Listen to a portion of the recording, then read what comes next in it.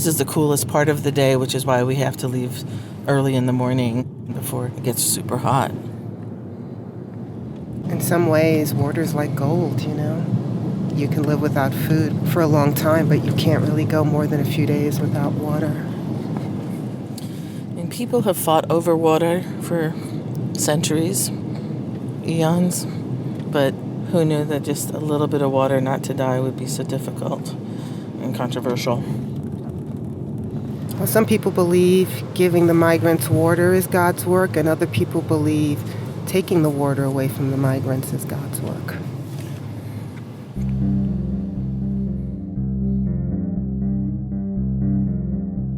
This is Season 3 of Sounds Like Hate, a podcast series from the Southern Poverty Law Center. I'm Jamila Paxima. And I'm Yvonne Laddie. This season, we are examining the rights and lives of individuals who too often have difficulty being accepted for who they are. People who still, despite decades of civil rights battles and triumphs, are forced to continue to demand equal rights, and in the case of migrants, protections afforded under the law. In this season, we travel to Arizona, Florida, Georgia, and Pennsylvania. We will meet folks who say modern-day laws and policies continue to hold them down from living a life of full potential.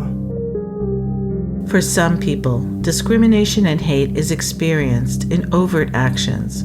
Other times, oppression is subversive and destructive. These are the stories we've been investigating about individuals fighting for each other's rights.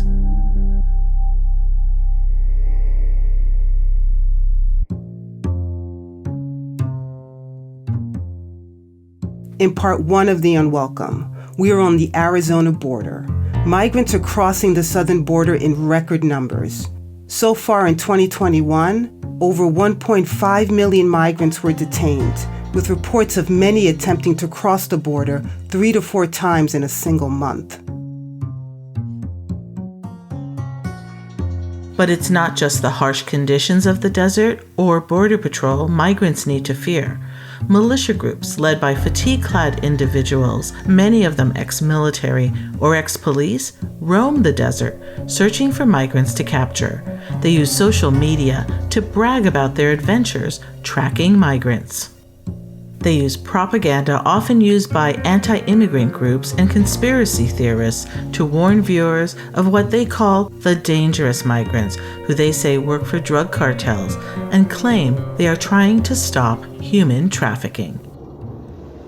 And patriots are going to be down here still rescuing children, assisting Border Patrol, intercepting pedophiles, fighting for a nation who doesn't deserve the sacrifice that's being made out here, but not doing it for the nation. That's Michael Lewis Arthur Meyer. He leads VOP, or Veterans on Patrol, one of the far-right militia groups that not only targets migrants, but also harasses humanitarian organizations, which give water and aid to people crossing the border.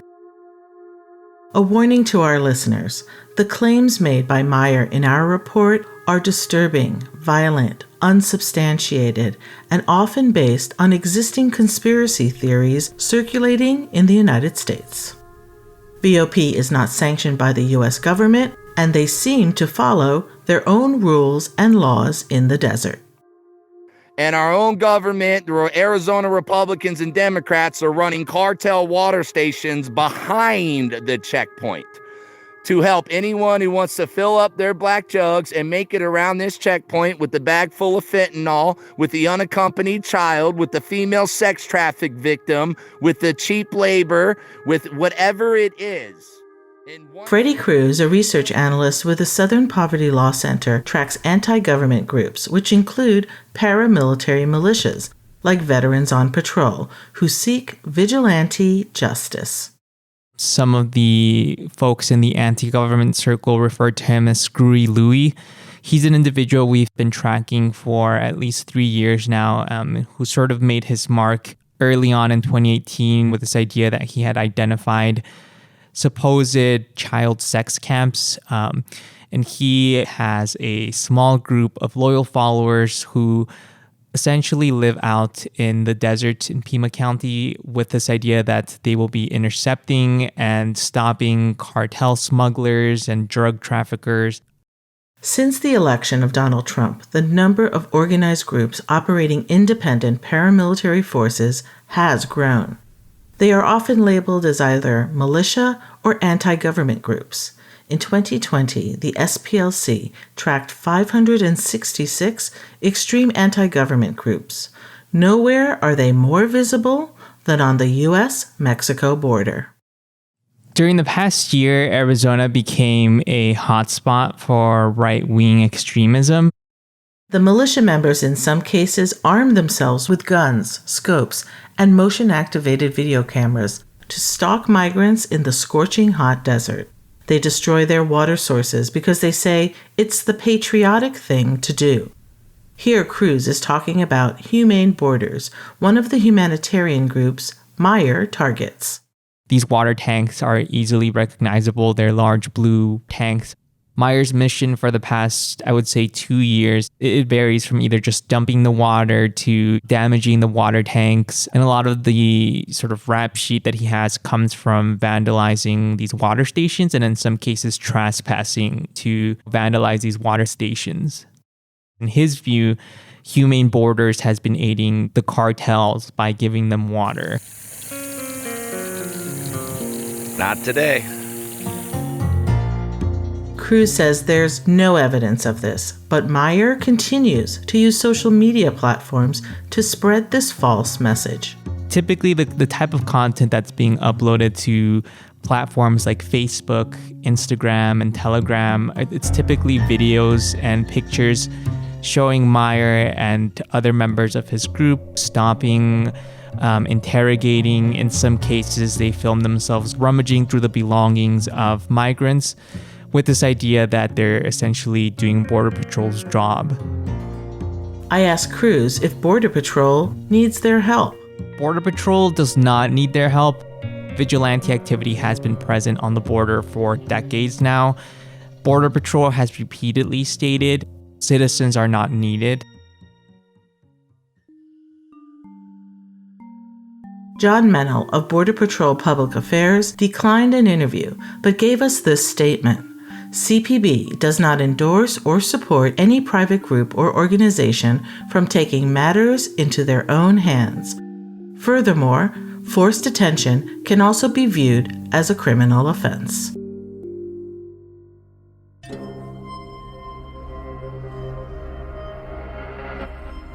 But in videos reviewed by our team, there are several instances of Meyer and other militia groups interacting with Border Patrol officers, and in some cases, it seems they are working together. Now, I've talked to literally hundreds of Border Patrol agents. I'm out here all the time in this desert every day, living and sleeping in the desert. Meyer is emblematic of a larger problem. From the dozens of videos he and others like him post of their unauthorized activities in the desert, it appears he operates with impunity. There's a question of what exactly Border Patrol's role has been in this, because in at least one instance, we do know that a Border Patrol agent met with Meyer and 2 other members of VOP, and the agent was not aware that Meyer was filming the interaction. Meyer claims that he was there to hand drone footage to this agent, and at the end of that interaction, Meyer claimed that he already had the agent's cell phone number. Border Patrol has been aware of the group for some time, and a few other of the militias have been intercepting people and handing them over to agents who will respond to the calls from VOP to collect the migrants, but it doesn't appear anything has been done when it comes to discouraging or essentially trying to get them out of the desert. Meyer claims he is doing God's work. He operates as though he has the authority to confiscate the meager personal belongings of these desert travelers. His appearance and actions resemble an officer of the law.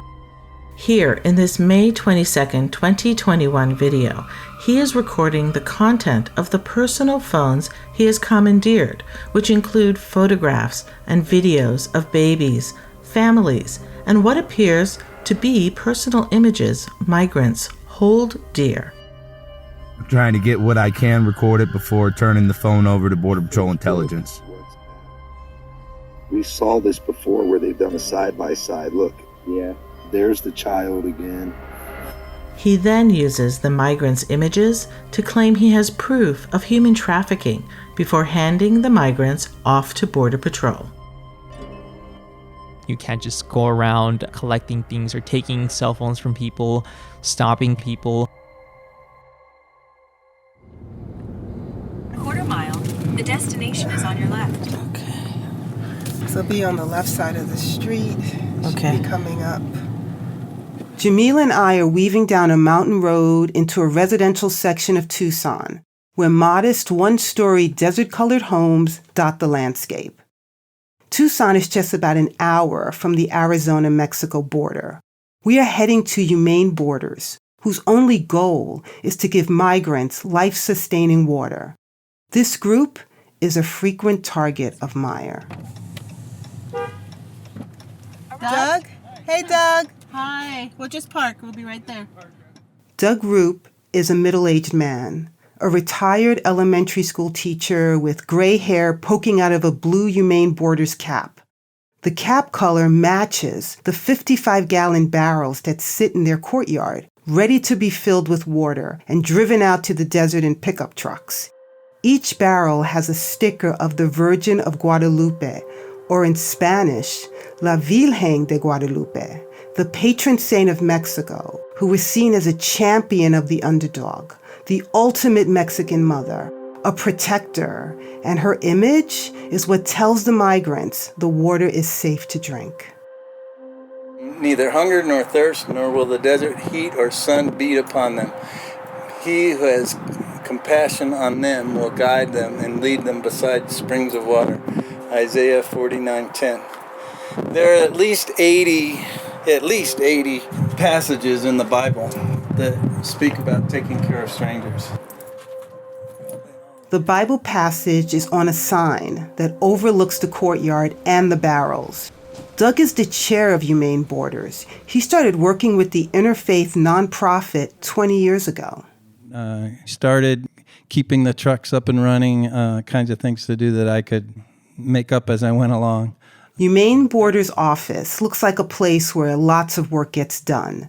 There is a large messy table in the middle of the room filled with paperwork, routes, and maps. They have water drops in 45 different locations in the desert. Why water and not trail mix? Well, water is the number one need people have when they're in the desert. In the winter, we do put blankets out because it gets really cold in the winter. We carry food with us. If we see migrants, we give them food. We don't see as many. Doug, who is originally from Massachusetts, loves being in the desert. The wide variety of plants, the birds, the big cactus that seems to be waving at you. It's beautiful. And yet, there are times that I was out in the desert and I realized that what I loved and what was beautiful to me was also a cruel, dangerous place for somebody who wasn't prepared to be out there and who couldn't just walk back to their air-conditioned car. So when you say that something that you love is also something that is deadly, what do you mean? A lot of the plants have thorns on them. There's venomous snakes. There's scorpions. It just goes on and on. But the most dangerous thing is the heat. It's a dry heat. They can sneak up on you. It's the kind of heat that makes you feel like you're okay, and then you're not. And many people who cross the border are already low on resources. They probably haven't had much water. If they get out in the desert, they don't have a place they can go and cool off. They run out of water quickly. And the walking on rocky terrain causes painful blisters and sores on their feet, slowing them down. Then some, often the wounded or weak, are abandoned by the coyotes or paid guides who promised to lead them. Unfortunately, people get left behind for various reasons. They don't get along with the leader of the group, or they oversleep, or they get hurt and they're slowing everybody down. And he says many migrants think the hike will just not be that far, but it is. And the dry heat beats on them, disorients them, kills some of them. We're having record heat, well over 110, 115 degrees in some parts of the desert right now. People have died with water. The heat in the desert in certain months is just is deadly.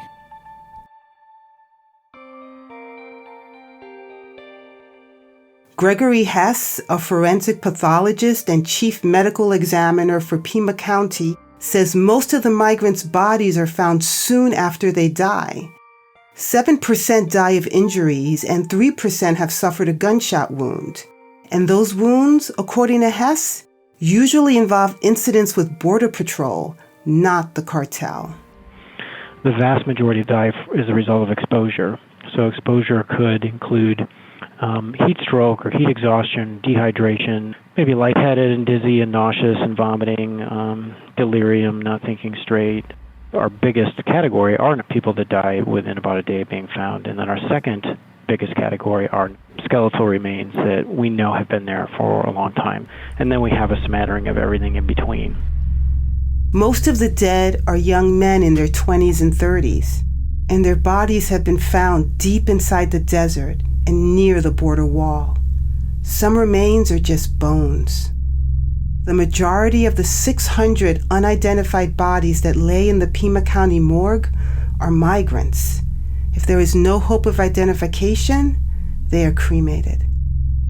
Really, our biggest challenge is identification and trying to reunite missing loved ones with family members who might be looking for them.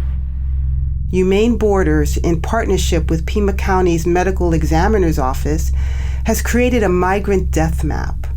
Last year, 220 migrants died. This year is on track to be the worst ever. The number of deaths have tripled. 14 migrants died crossing in June 2020. In June 2021, the number rose to 43. The profile of those willing to risk their lives to come to the U.S. is changing. In 2019, the majority of the migrants were families. But this year, 53% of them are single men, up from 28%, which reflects the percentage of the dead. During the Trump administration, the wall was built in a manner to push migrants to have to cross the most dangerous parts of the desert. The government actually said from the beginning, we're gonna lock up the cities and towns, and if people want to cross, they're gonna have to cross in really dangerous places. And it's not just the heat that kills them.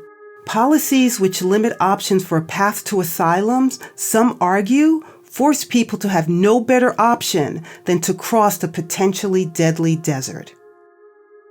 They know people who made it, so they think they're going to make it too. So the best we can do is just tell them all the dangers. Doug lays out a copy of the migrant death map.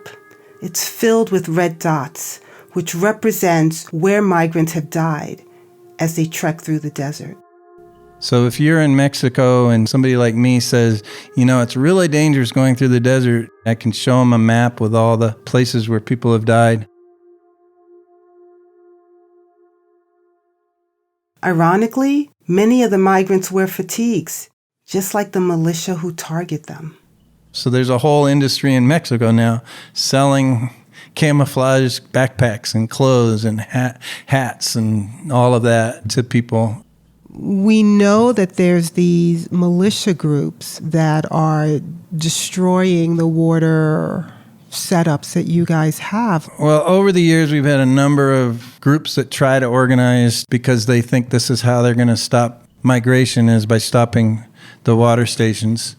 Doug says the militia are motivated by more than ideology. It's political and financial for them. They seem determined to inspire others and show the world that they are fulfilling their mission and duty. Unfortunately, a lot of them find it's a way to get on the web and make money. Support me. This is what I'm doing. They like the camaraderie from it. They like the sense that they're out doing their sort of macho thing. It's very unfortunate. And, he says, they are not winning. The good part is it has very little effect on what we do. There might be a station down for a day, but it's right back up again, and they don't spend their days at stations. It's very erratic what they do.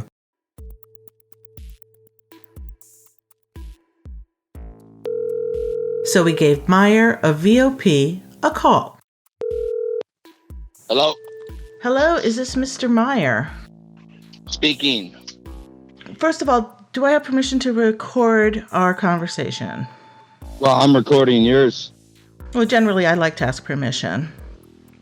Well, I don't have to, but if you want to, that's nice.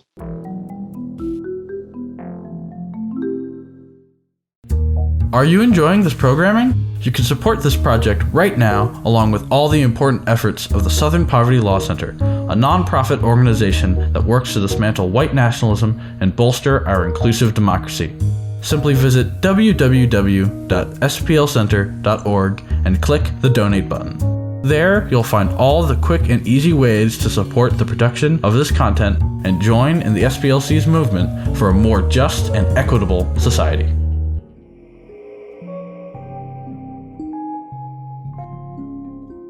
Meyer denies he is a racist or militia and says he is running VOP to offer veterans who are depressed and suicidal hope by working with him in the desert. He calls what he does a reverse healing mechanism. We have tactical teams that specifically target sex offenders, sexual predators, previously deported criminals. Isn't this Border Patrol's job? Who gave you the authority to do that? You're asking me if it's Border Patrol's job to do something that we have a constitutional right and duty and obligation to do ourselves. It is Border Patrol's job. I'm glad you asked that. But unfortunately, there are politics that get involved that prevent Border Patrol from abiding by Article 4, Section 4 of the United States Constitution when it comes to protecting a nation from an invasion. The article in the Constitution Meyer is referring to does give states the right to defend themselves from an invasion, but nowhere does it grant authority to individuals or groups like VOP. Now, we're a controversial group because my teams let the migrant workers go. If they're not previously deported criminal, if our checks can't come up with sex offender or something that puts this guy is doing something in America, there is a lot of innocent people that cross up here. On your videos, Mr. Meyer, on your videos, I've never seen you let anybody go. All you do is commandeer people's belongings. And you have not seen my videos. You've only seen a few videos that's gone out there. We have let hundreds of people go. That is what we do. Why don't you share those videos? And I can tell you, there are a lot of people on this side of the border. I have hundreds of Coyote phones in my possessions. Right, and do you have the authority to remove people's property? No, you don't understand. These phones are thrown and left in the desert with their trash. Has Border Patrol asked you for help? What is your relationship with Border Patrol? My relationship with Border Patrol is my own. The agents are my private protective sources, which I publicly acknowledge that I have more whistleblowers and more agents that are my sources. How many are there? My sources are my sources. We have children to rescue. We're on the border. If you would like to come down, you can send an email. I spoke to the sheriff of Pima County. He told me there is no child sex trafficking going on the border at all. Hello? I guess he hung up. He hung up on you.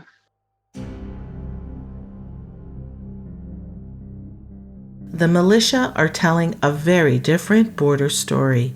It's not one of people crossing for jobs, hope, or seeking asylum, because they live in fear in their home countries.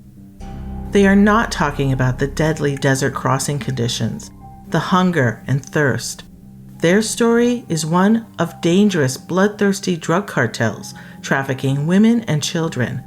It's a story based on rhetoric promoted by the Trump administration and anti-immigrant groups of drugs and violence brought to the United States, and how they, the patriots, are fighting it. I've got bags scattered. 1, 2, 3, 9.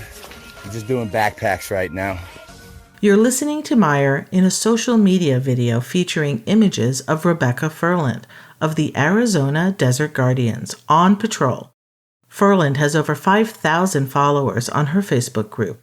Like Meyer, she often publishes secretly recorded video and images, mostly of migrants running and walking in camouflage through the desert. Here's Rebecca Furland.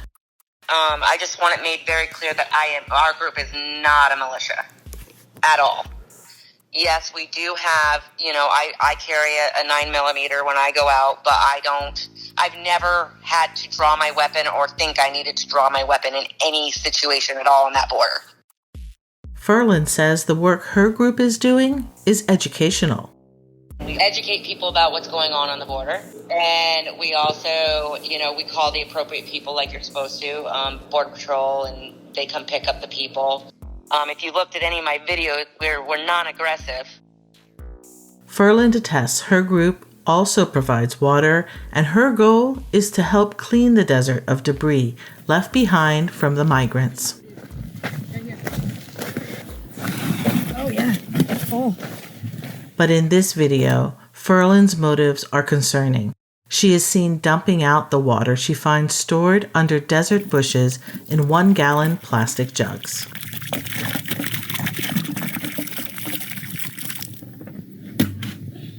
The jugs are typically painted black to be less visible in the desert.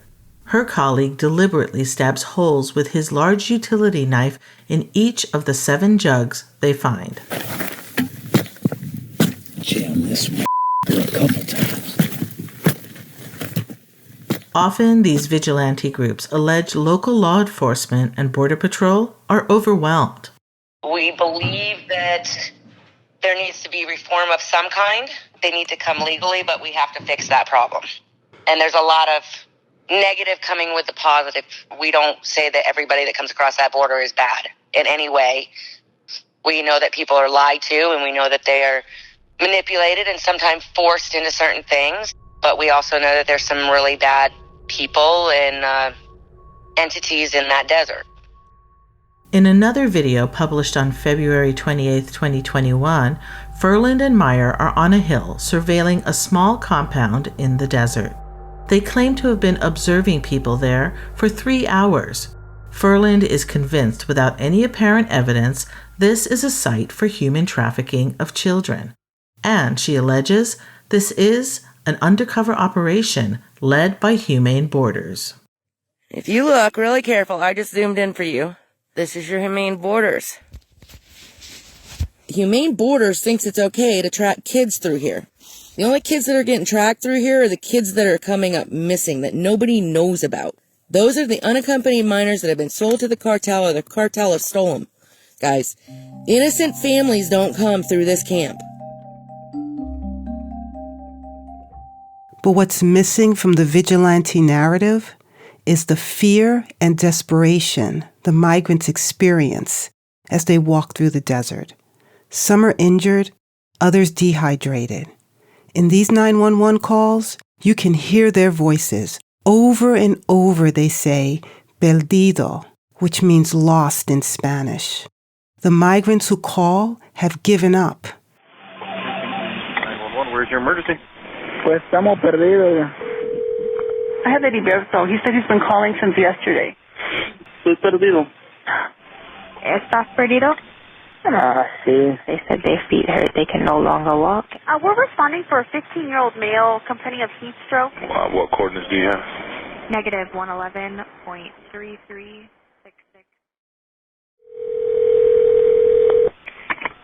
Hi, Sheriff Nanos. Hi, how you doing?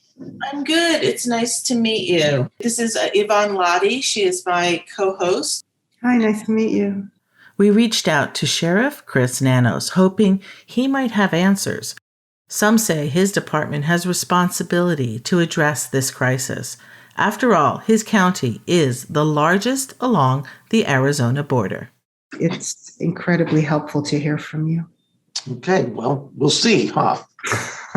So some people don't like what I say. I'm probably the only border sheriff in Arizona that would say that border belongs to the federal government. They have. Sheriff Nanos was born along the border in Texas near El Paso and has lived in Arizona since 1983. He spent his life in law enforcement and has been the sheriff of Pima County for about a year. Do you see issues with cartels running through the desert? We don't see the cartel at our borders. Mexico might see them. We don't. Have you ever found what they call a rape tree, where they rape women and children? We investigated those reports. It's not even close to true. There is zero evidence to prove what they're saying. How about if there's video evidence of 2 or 3 of these different groups together videotaping buildings where they claim there's child sex trafficking going on? There is zero evidence from these people that there's child sex trafficking, that there's any of what they've been reporting. Don't show me video evidence of a tree that has, oh, look, here's children's undergarments as a molestation tree. Rubbish. Show me something that says this is a crime. Then we have a crime we can work and investigate. Sheriff Nanos says his office has received some complaints from Humane Borders and other humanitarian groups about militia harassment, but the evidence is often weak. We get people say, here's damaged water tower or water tank, but we don't know who did it. Or we can believe we know who did it. It's those vigilantes. But if you don't have the proof, I can't go arrest those guys. So there's this gentleman, Michael Lewis Arthur Meyer. Why can't this man be stopped? Meyer has a long criminal history of mostly misdemeanors, like criminal trespass and disorderly conduct. Damaging property is not as great a crime, and I'm sure you understand that, as human life. I get that he could be a problem, but he's one of several we have.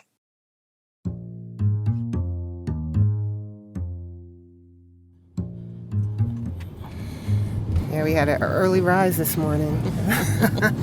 All goes with the job. All right. No rest for the weary, as my dad would say.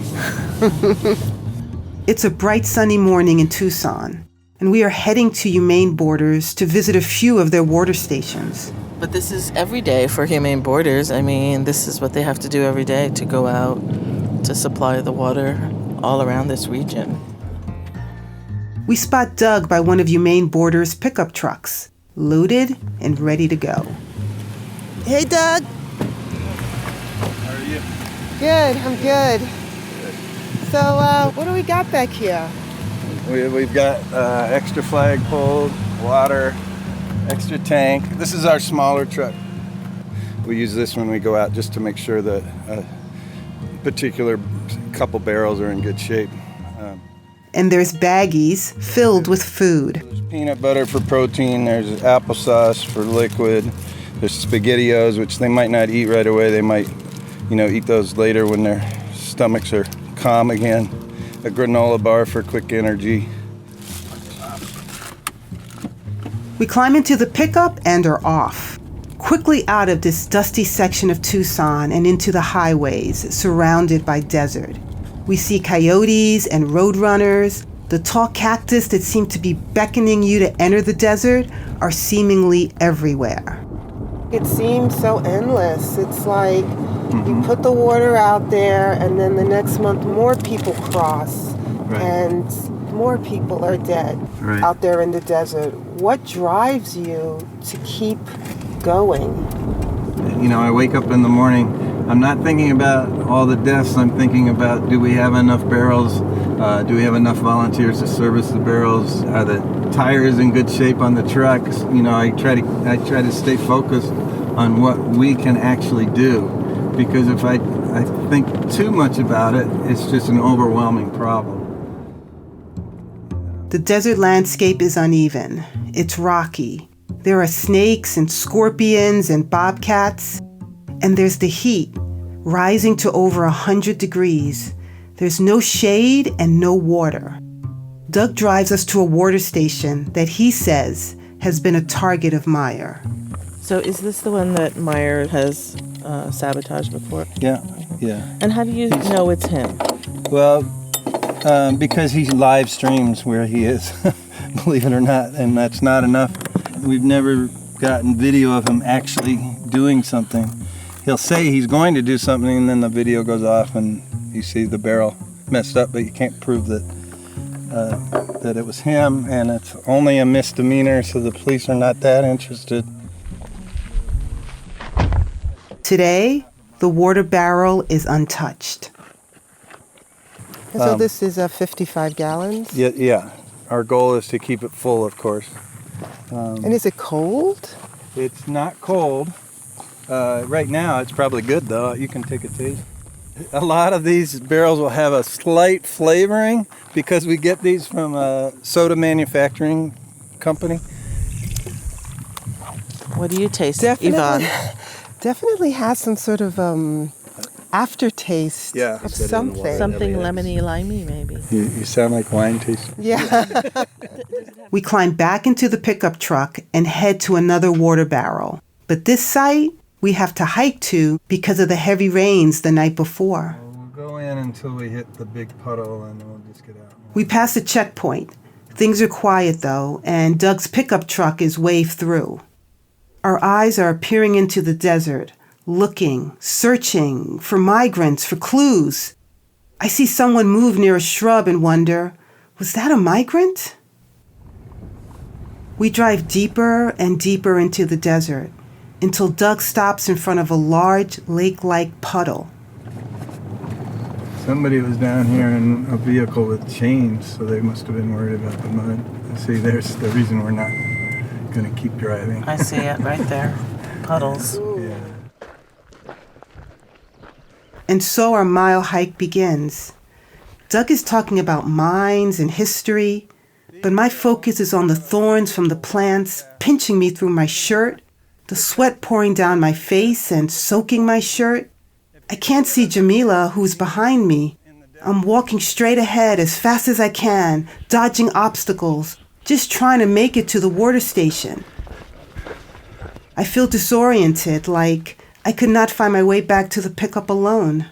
It's hard to believe right now we're in the desert, huh? Right, you can hear squishy Yeah. mud under my feet. Yeah. I'm having trouble focusing. Sorry, what? Bugs in my ear. We finally make it to the blue barrel. There's a container for trash near the barrel. It's half full of migrant discards. Oh, you see some camouflage? Yeah, there's a camouflage backpack, black bottle. Yeah. Actually, I need some water. There we go. And we'll test this. It'll probably be similar to the last one. There's a helicopter. Yeah. Border Patrol, right? Mm-hmm. More than likely, yeah. And also, this is completely disorienting. You can't see a mountain, a peak. Right, we're about 12 miles from the border. A day's walk. After we look around a bit, we head back on the trail and we say goodbye to Doug.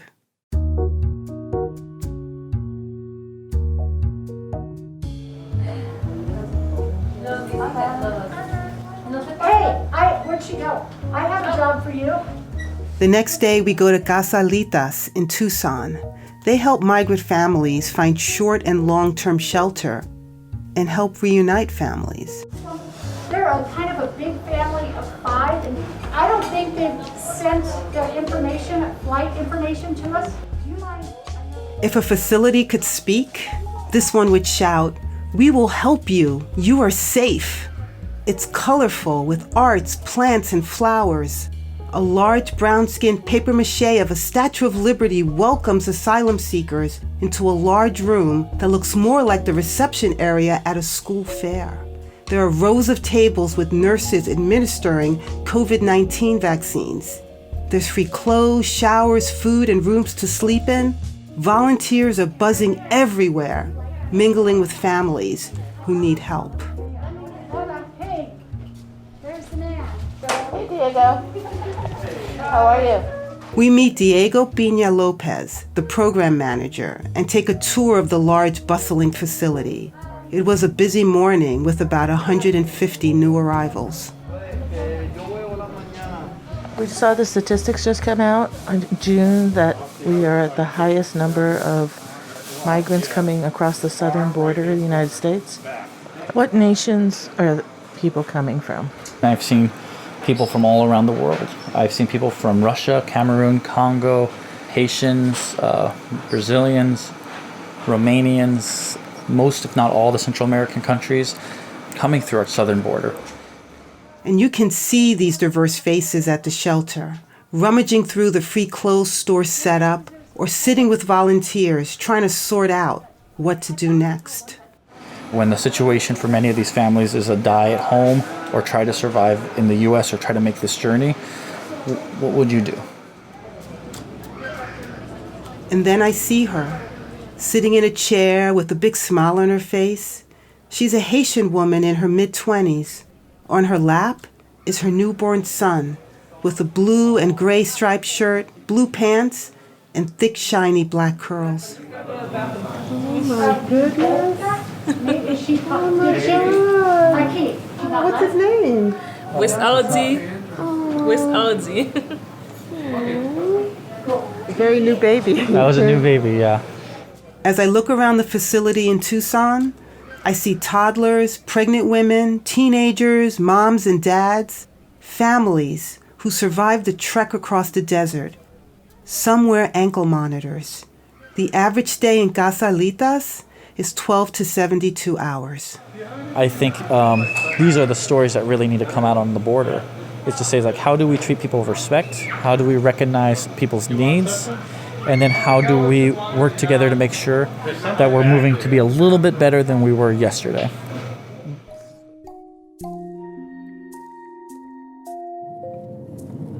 There's Mexico. Yeah. Right across, I can see right It's really through. colorful.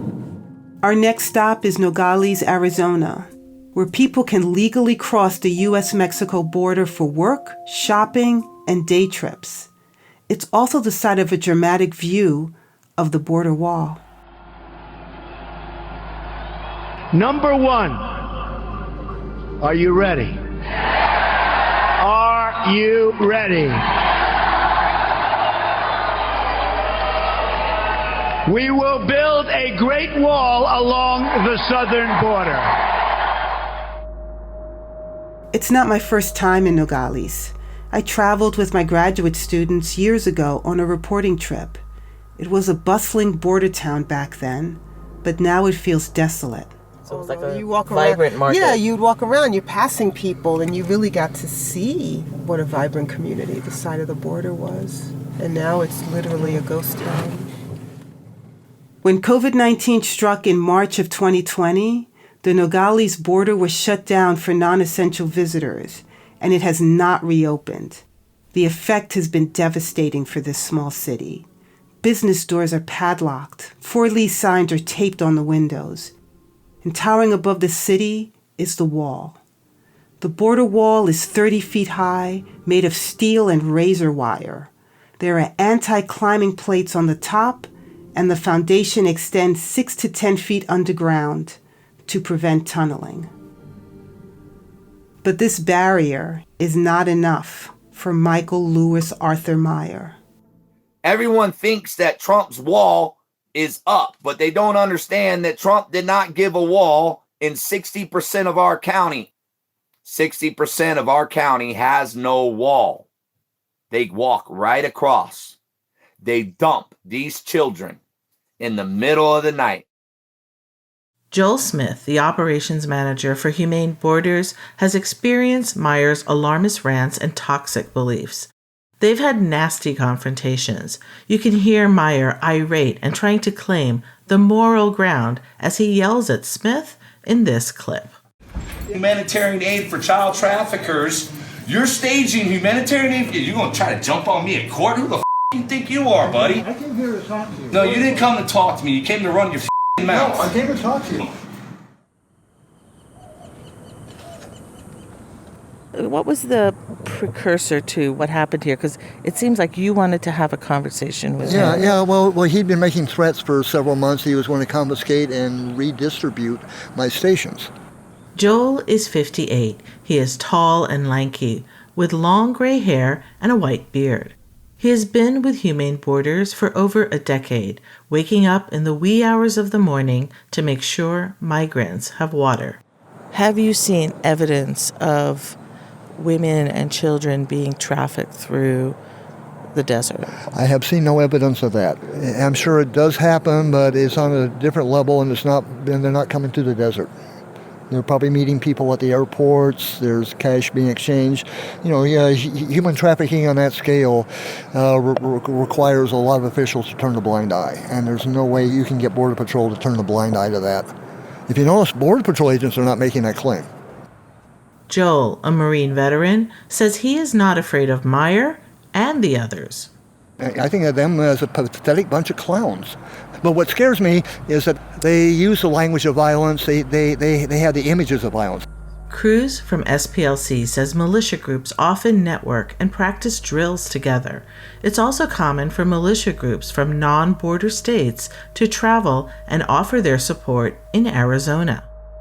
Arizona has a long history of sort of enticing these militia groups to come to the state with the idea that Border Patrol needs their help. And that's what we're seeing a lot of right now is these sort of militia, extremist, anti-government organizations showing up to the border with the intent to take on the role of Border Patrol. Meyer on social media says he has stepped away from veterans on patrol and is solely working with the new coalition of militia members to fight the cartels. He has no training. He's not part of any federal agency. But when they go out, they say they're going out on operations or missions. They tend to, at times, have members who are armed, which, of course, can be, quite concerning. Cruz has published a story about it and notified the Office of Homeland Security about the escalating vigilante activity. The group does claim that they've been, across the border into places like Mexico and Guatemala with this idea of stopping the migrants from entering the U.S. It's almost like he's writing his own script. He's been calling all his videos border wars. Mm-hmm. And if he is in fact going over there now, he's going to ignite something. Yeah. It seems to be another one of his, propaganda stunts with this idea of trying to entice his followers to help continue this narrative of these people are dangerous and they're essentially waging a war at the border.